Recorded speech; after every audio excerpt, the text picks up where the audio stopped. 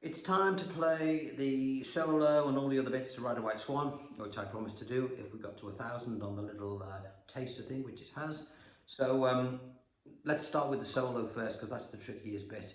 I'm going to have to do a bit of explanation on this, so if you're one of those folk that don't like listening to too much talk, this ain't the video for you, because we're going to be trying to do something that's pretty tricky. It's not done on the internet. No one else does it like this, like me. They don't. You go and check if you want.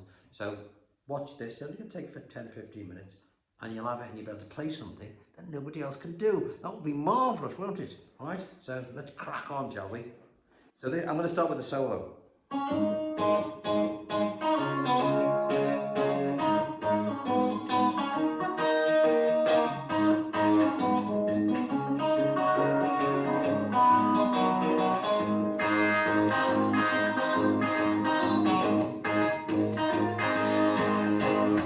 I always do that at the end, don't I? I'll have to stop doing it. It looked really silly. Right, solo. I've done it. So this is page 2. Page 1's there as well, with the riff and also with how you play the verses, which I'll touch on in a minute. Let's just get this tricky bit done first. All right. So you'll see that there's lots of little 2s on strings 5 and 4 when I'm playing the E. It's just, you know, those 2 fingers there, or this one across the 2. So ignore them. They're just there. It's just to let you know. You know, because when you bring your thumb down heavily, it'll hit those 2, and it's important they're there. But most of the work's going to happen on the bass string on the E, or the bass string of the A, or the 5th string of the A string again if you're playing the B. We'll get to it. And similarly, with the A, you see little 2s where you're playing it like that or like that, depending on which part of the song. So, you know, that's all they are. It looks more complicated, this, than it is. That's probably what I'm trying to say. All right, and underneath it, you've got to count. And 1 and 2 and 3 and 4, and that's quite important, so you know where you're up to. Okay, so solo first. Remember, if you want to look at the preview vid that I did the other day, fine. And if you look at the 5 classic T.Rex tracks that I did, I explained how to play the main riff in this, which I'll have a look at briefly if my waffle is not pissing you all off. All right, so let's see. We'll see how we get on. So the first thing you're going to do, put your 3rd finger onto the 3rd string at the 2nd fret, and you're going to do this. And 1. See the way that? And 1. And as it gets to the 4th fret on the 1st beat of the bar, you're going to strike the bass string, an E string. And also you're going to put this finger across at the same time. Okay, that's where all those 2s come in. There's the open bass string, and then you'll see little 2s underneath it for the where you're hanging the chord, okay? So, 1, 2, 3, 4. And I'm just using my 1st finger and my thumb to play this, all right? I'm not using a pleck, because we need fingers and thumbs in order to get the intricacies. Good word, don't ask me how to spell it. So, 1, 2, 3, 4. 1st bar done. Now, we're going to go to A by simply moving this finger from here, move it down 1 string. This 3rd finger is still on. Get the phrase of the next bit in your head first. Ba-dum, ba-dum. What am I doing there? I'm pulling off my 3rd finger from the 4th fret to the bar position. Don't worry about the other little underliner, you won't hear that. And then I'm bringing my finger up to the 4th string, and I'm pulling off again, this time from the 5th fret to the bar position.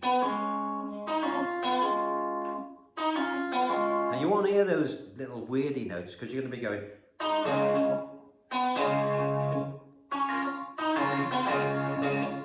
You get the idea? And 1 and 2. Now when you pull off, your thumb will come down heavily on the 5th string on both occasions. And 1 and 2 and 3 and 4. Because your thumb is always going to be playing that bum, bum, bum, bum. And 1 and 2 and 3 and 4. So put those 2 bits together. 1, 2, 3, 4. 1 and 2. I'll do it again. 1, 2, 3, 4. And 1 and 2 and 3 and 4. Next bit. Phrasing first. Bam, ba da da ba da ba dum ba dum. All right. You've got to get it in your head first. So we're back on the E position. Okay. 3rd finger's on the 3rd string of the 4th fret. Again. And this is what we're going to play. I'll play it first, then we'll look at how to do it.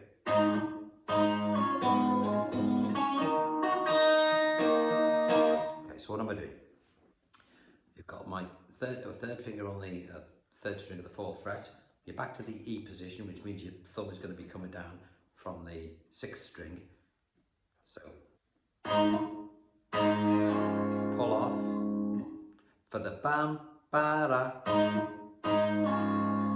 Then onto your fourth string of the fifth fret. See the way I pulled off? Bam, ba, da, ba, da, bam. Now you can come down heavier with the thumb as well, won't you? Okay, and then we're going to go to our B. Now our finger's already across 5 strings, and we're going to leave it there. And these 2 fingers are the important ones now, your 3 and your 4, particularly your 4th, your little finger. You're going to hammer on, bring these 2 fingers off, and you're going to hit the 3rd string at the bar position and hammer on. And as your fingers hit the fingerboard, so your thumb again will play the first beat of the bar, in this case on the 5th string. And then this finger will drop onto the 2nd string at the 3rd fret to provide that melody note. And then when you've done that, you will lift that off and your bar to play an open 2nd string, or when I say open, I mean a capo position. I'll do that again. See from this angle.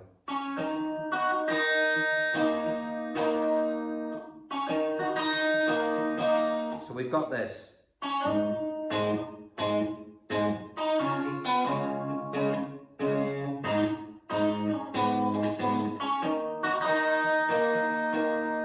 Okay, back to the E position again with this finger back on the 3rd string of the 4th fret.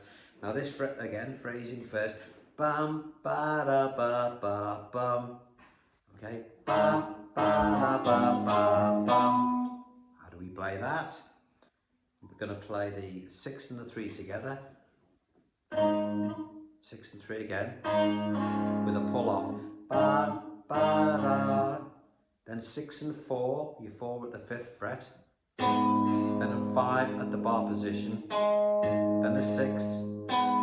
Then a 5. Then a 4 at the a 4th string at the 5th fret. Let's do that again. I think I referred to that as a 5th string before. I meant 4th. We'll do it again. 6 and 3 with a pull off. 4th string at the 5th fret with a 6th string. 4th string at bar position. 6. 4th string back at the 5th fret. Okay. Okay, now we're going to be building the A again. Now this is the bam, bam, bam, bam, bam, bam. It's kind of staggered. It's like offbeaty, this bit.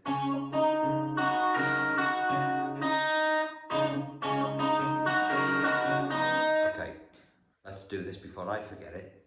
You've got your first finger across 4 strings, 5 and 3 at the bar position to start.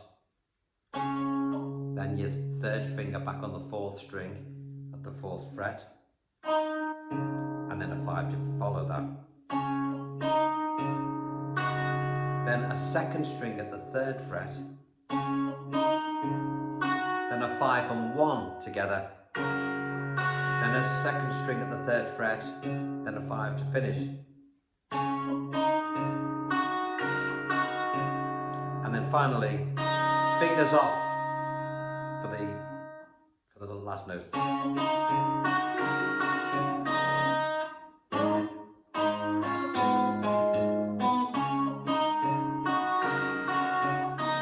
Now you're going to play, imagine you're playing an E in the traditional way now, but we don't need this finger.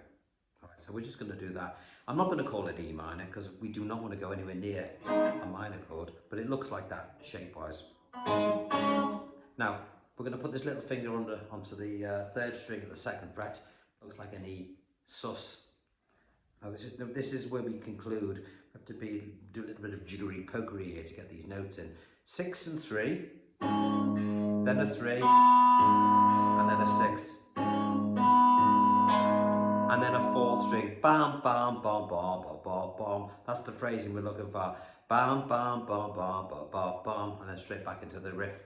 So 6 and 3, little finger off, 6, then a 4. compromise a bit because we run out of bass notes.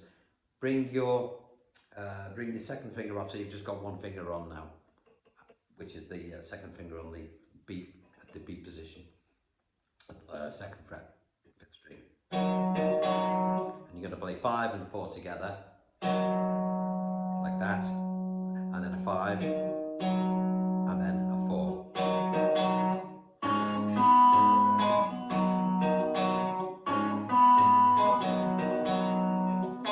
And then conclude with an E.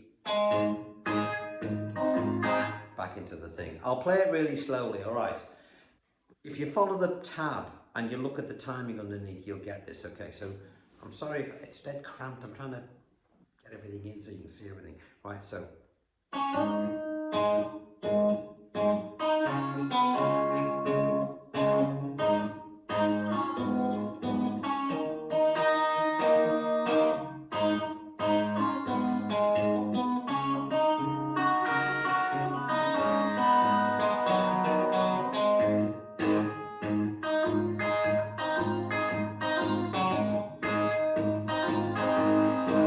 For the verses, you know, the E, A and B7th, you'll play these in a traditional E, A and B7th. He actually plays his B7th like this, but we're not going to do it because we want to make sure we can hear a B bass note, and we can't do it if we're all down here, so trust me. Alright, so what am I going to do? This is when you start singing, write it on out like a bird in the sky. It's pretty straightforward, this. We're going to do our little hammer-on thing, R1, so bring your fingers off on the E, hit the 4, and then when you hammer on, hit the 6. R1, 2, and then hit a 6 and 1 for beat 2. And you know, give them a good twang.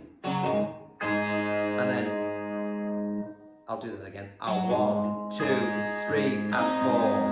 R1, 2, 3, and 4 to A.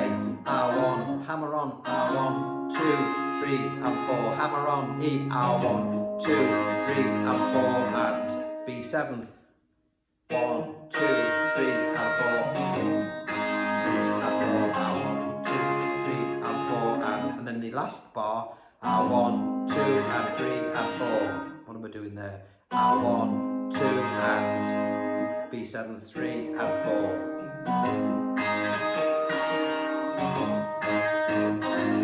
Let's have a quick look at the riff, all right? But only this is the riff.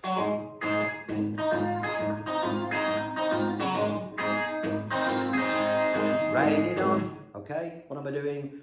Fingers off and 1. Okay, the first note is the and of the previous bar. Open 4th string. Get ready to whack on with the E. And 1, and 1, and 1, and then beat 2. And 1, and 2, 3. 1, 2, 3. Now, after you've done that, for the and 4, you're going to play a 2nd string and you're going to hammer your little finger onto it. And 4. But on the 4th beat, you can also play a bass note. And 4.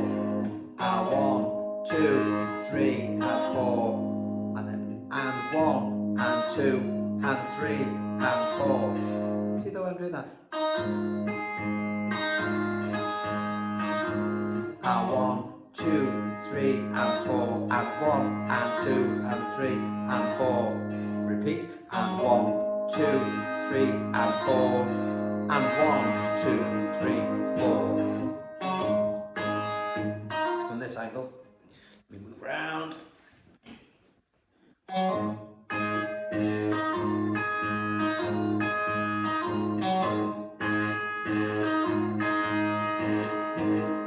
Okay, now the heavier you can come down on that 6th string, the more of the chord you'll get. I'll play the first bit and I'll sing the first verse so you get an idea of what it'll sound like.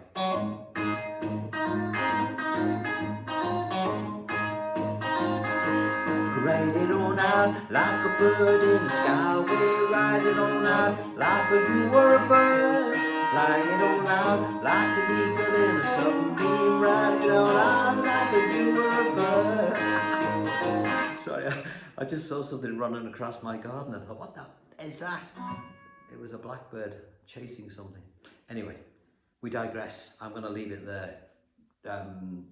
you will get this. As I say, everything's mapped out on tab. I couldn't do it in the pictorial idiot-proof way because there was so much movement going on between, you know, the different shapes that it would have been very, very complicated. So tab in this instance is the best way of doing it. Excuse me, of course, coupled with the tutorial. If you try and just do it from the tab without watching me doing it at the same time, it won't work. If you watch me on without the tab, it won't work. Mesh them together. Okay, watch them both. Listen to some of the waffle. Okay, the waffle is important. All right, otherwise it will sound ruddy waffle. Get it? Waffle. Forget it. Anyway, I've had enough. I'm going to go upstairs now and have a nice cup of tea. If you have any problems with any of that, you're always welcome, as my friends, to send me a message, and I will try, if I can, to help you out with it. I'm going to do House of the Rising Sun next. I know that everyone's done it, but they never get it right. They always balls it up, but I know how to do it bang on correctly. So I'm going to show you how to do that, and then we can think of some other stuff as well. If you've got any other ideas, I was going to do some classical stuff, you know, some of the more complicated stuff, but no one seems to be interested. You know, I did a Prelude number 11 the other day as a taster. I think we get about 400 people watching it, because I think probably because they think it's too hard, but really it isn't. It's disappointing really, because you know, I think you'd do it. I think you'd be able to play it, but we'll see. I'll persuade you eventually. Right, on that note, I'll leave you with the wonderful Mark Bolan, and have fun doing that. If you can get it, you'll be one of the few people on God's green earth who can actually do all those bits together. Right, until then, see you next time. Bye bye, my friends.